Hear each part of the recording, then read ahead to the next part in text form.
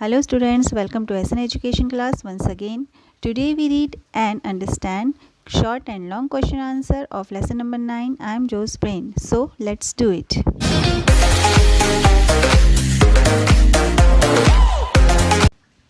First question is, what does the brain consist of?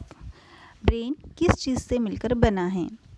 Answer है the brain is made up of grey and white tissue of gelatinous consistency. Brain made up यानी बना है grey और white भूरे और सफ़ेद tissue यानी उत्तकों से जो जिलेटिनस कंसिस्टेंसी वाले हैं यानी जिलेटिन की सघनता वाले हैं.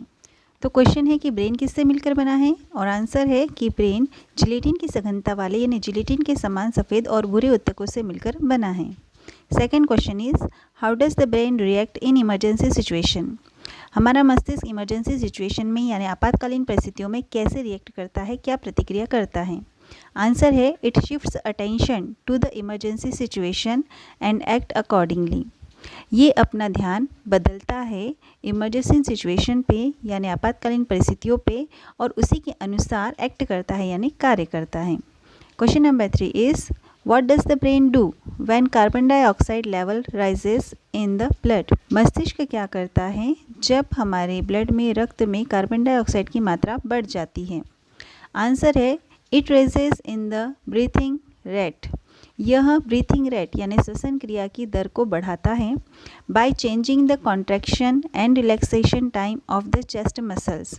और हमारे चेस्ट मसल्स की यानी हमारे सीने की मांसपेशियों के शैथिल्यकरण और संकुचन के समय को बदलता है. Question number 4 is what will happen. क्या होगा when the brain does not gate. जब मस्तिष्क को नहीं मिलेगा the oxygen and blood. Oxygen और ब्लड इट रिक्वायर्स जितनी उसे आवश्यकता है यानी जब हमारे मस्तिष्क को उसकी आवश्यकता के अनुसार ऑक्सीजन और ब्लड नहीं मिल पाएगा तो क्या होगा.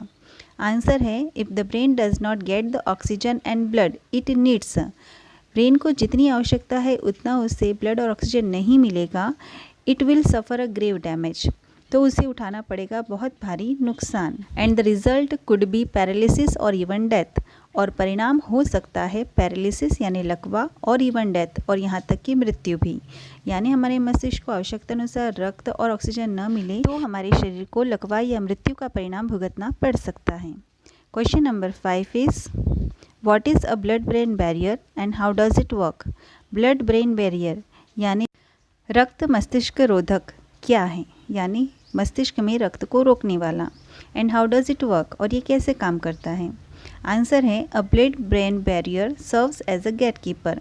जो हमारे मस्तिष्क का रक्त रोधक होता है वो एक गेट कीपर यानी द्वारपाल की तरह काम करता है.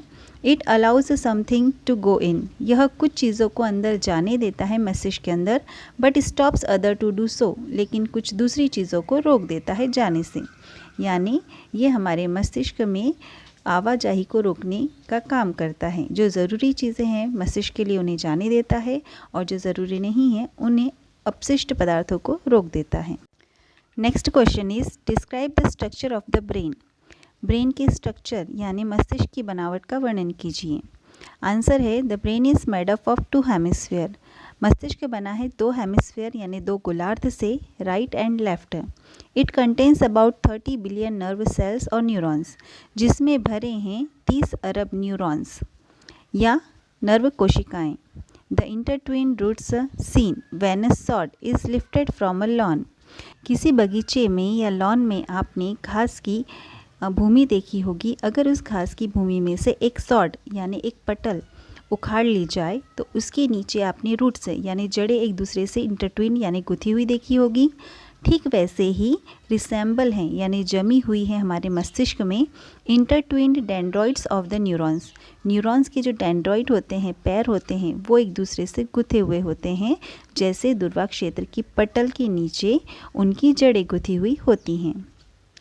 तो ये आपको बताया है कि ब्रेन में क्या है और ब्रेन में ये जो न्यूरॉन्स के डेंड्रॉइड्स होते हैं वो किस तरह जमे हुए हैं. क्वेश्चन नंबर 7 है what does a neuron look like. Neuron किस प्रकार दिखाई देते हैं. हाउ डज इट वर्क और ये कैसे काम करते हैं. आंसर है a neuron look like a spider attached to a filament. तंतु से जुड़ा हुआ न्यूरॉन एक मकड़ी के समान दिखाई देता है. The spider is the body of the neurons. जो स्पाइडर होता है, मकड़ी होती है, वो न्यूरॉन के शरीर के समान है। The filament is the axon and the root like legs are the dendroids. जो तंतु होते हैं वो जड़ों के समान दिखने वाले एक्सॉन यानी डेंड्रॉइड के पैर होते हैं। The dendroids pick up a signal from the adjacent neuron. जो डेंड्रॉइड होते हैं वो पास के न्यूरॉन से संकेत प्राप्त करते हैं और pass it to the body, उसकी बॉडी को यानी न्यूरॉन्स को देह को पहुंचाते हैं। Then the signal is passed along the filament. फिर ये संकेत तंतु के द्वारा आगे भेजे जाते हैं और and is transmitted to another neuron by spark gap arrangement. और फिर स्पार्क गैप के तरीके से दूसरे न्यूरॉन में पहुंचाए जाते हैं। Neurons do not touch one another. ये न्यूरॉन्स एक दूसरे को स्पर्श नहीं करते, यानी जो न्यूरॉन्स होते हैं वो एक दूसरे के फिलामेंट के द्वारा संकेत प्राप्त करके आगे बॉडी को पहुंचाते हैं। Next question is explain the storage system of the brain. मस्तिष्क का स्टोरेज सिस्टम बताइए, समझाइए, यानी मस्तिष्क के संग्रहण तंत्र को समझाइए। आंसर है the brain stores etch memory in several places. हमारा मस्तिष्क मेमोरी को यानी स्मृति को कई स्थानों पर सुरक्षित रखता है।